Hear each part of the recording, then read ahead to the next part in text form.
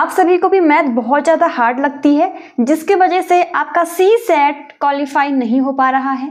क्या आपने मैथ अपनी 10th के बाद छोड़ दी थी?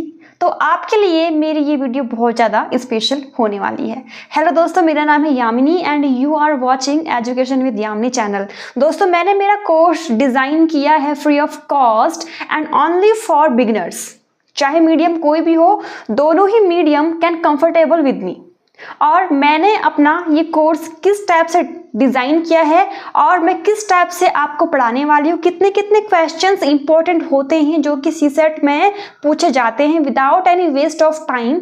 हमको कौन कौन से टॉपिक पे अपना जो फोकस है उसे मेंटेन रखना है, आज हम उन्हीं सब बातों के ऊपर यहाँ पे डिस्कस करेंगे। देखिए, जो हमारा यहाँ पे मेथड रहेगा, जैसे कि हम सभी जानते हैं कि यूपीएससी सीसेट का जो एग्जाम पैटर्न है, इसमें टोटल मार्क्स दोस्तों 200 होते हैं, ठीक है। और यूपीएससी सीसेट जो सीसेट है वो हमारा पेपर होता है दूसरा वाला, मतलब कि जीएस फर्स्ट, यानी कि पेपर 2 जो पेपर 1 होता है उसमें मोस्ट ऑफ जितने भी एस्पिरेंट्स होते हैं वो पास आउट हो जाते हैं। बट सीसेट जो पेपर 2 होता है वो होता है हमारा सीसेट का, जिसमें क्वांट, इंग्लिश और मैथ पूछी जाती है। और इसी में ही लोग इसको इतना कम बर्डन के साथ में दिमाग में लेते हैं, मतलब इतना बर्डन भी नहीं लेना है बट इतना कम भी बर्डन नहीं लेना है कि आप जीएस फर्स्ट में पास हो जा रहे हैं, आप पेपर 1 में पास हो जा रहे हैं बट पेपर 2 में आप फेल हो जा रहे हैं।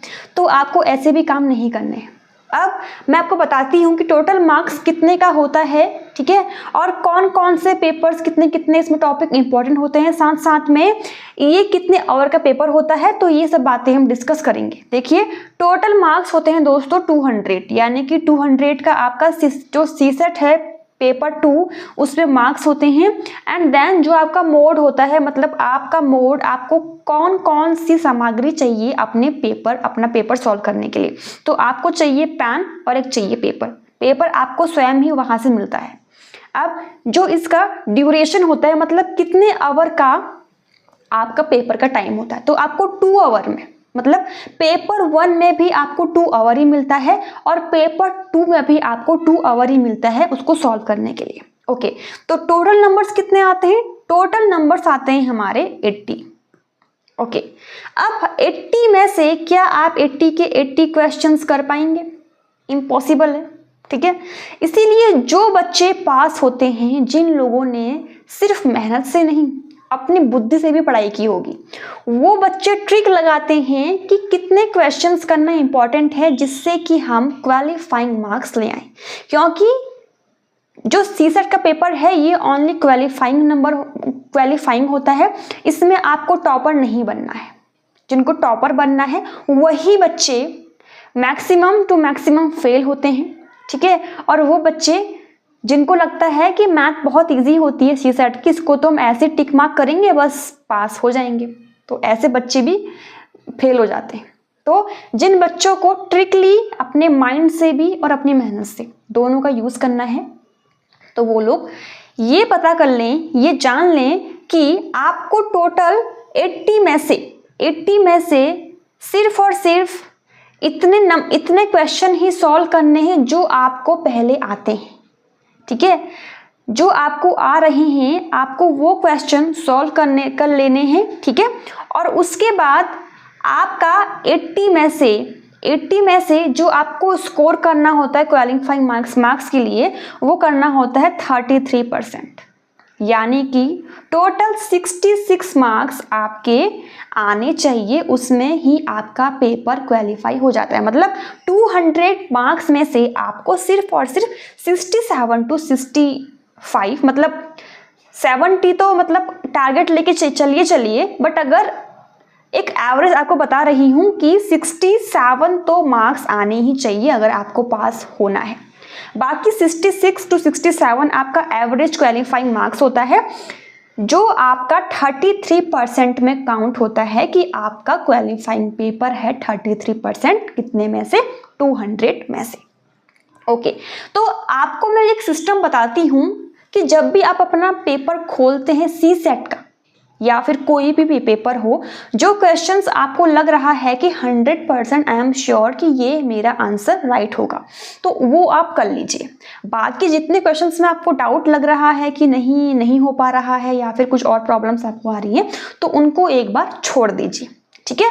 और जब आपने अपने जितने भी क्वेश्चंस आ रहे हैं वो आपने कर लिए हैं, फिर से मुड़ के आइए, फिर से पेपर को बैक कीजिए और उसके बाद फिर से वो क्वेश्चंस ट्राई कीजिए सॉल्व करने का जो आपको पहले हार्ड लग रहे थे।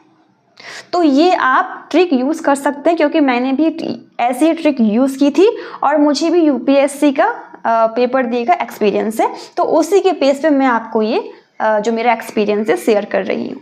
अब दोस्तों क्या होता है, देखिए अब हमारा जो पेपर होता है सीसेट रीजनिंग का, इसमें कितने टॉपिक्स इम्पॉर्टेंट हैं जो हमको फॉलो करके चलने हैं।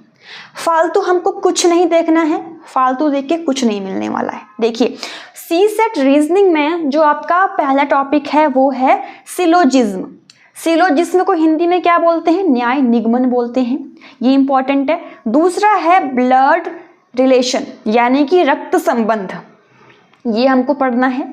डायरेक्शन सेंस यानी कि दिशाएं, ये हमको पढ़नी है। Alphabetical and alpha numeric series, ठीक है, ये हमको पढ़ना है। And coding decoding calendar, clock means घड़ी आपको पता है। एंड कंटिन्यूअस लेटर सीरीज मतलब रैंकिंग मतलब वर्णमाला श्रृंखला। और लास्ट है रैंकिंग एंड ऑर्डर, ठीक है। तो कितने हो गए, 1 2 3 4 5 6 7 8 9, तो टोटल 9 टॉपिक्स है जो हमको सीसेट रीजनिंग में कवर करने हैं, ठीक है। भर के इसके टॉपिक्स से आपको मिल जाएंगे, पर उसमें से कुछ भी नहीं आता है। मैं यहाँ पे उतने टॉपिक लेके आई हूँ जितने की इम्पोर्टेंट है।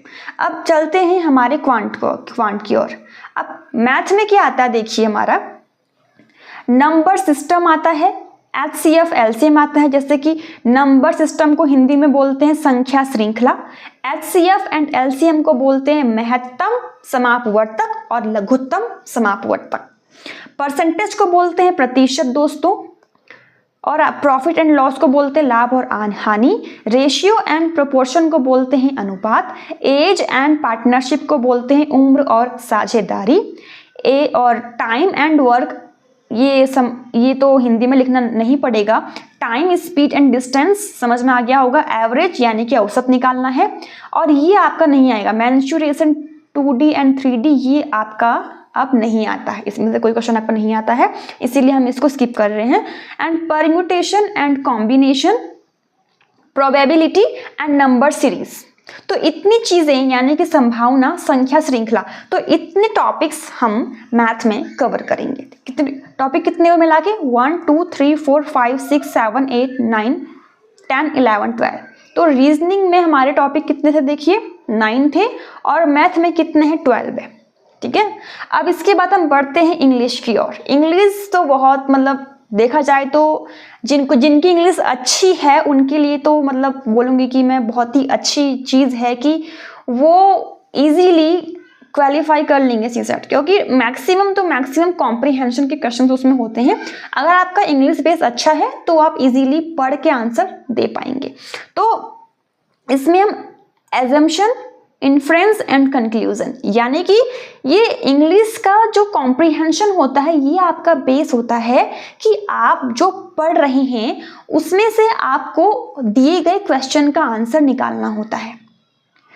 जैसे हमने अपने स्कूल टाइम पे एक कॉम्प्रिहेंशन दिए हुए होते थे और हमें उनको पढ़ के उसके ही अकॉर्डिंग जो क्वेश्चन पूछा गया है उसका हमें आंसर निकालना होता था। तो वही सिंपल सा जो एक ट्रिक है वो भी हमारे सीसेट में फॉलो होती है, बट थोड़ा सा क्या स्टैंडर्ड लेवल हाई है हमारे स्कूल के हिसाब से। तो दोस्तों ये है स्ट्रेटेजी।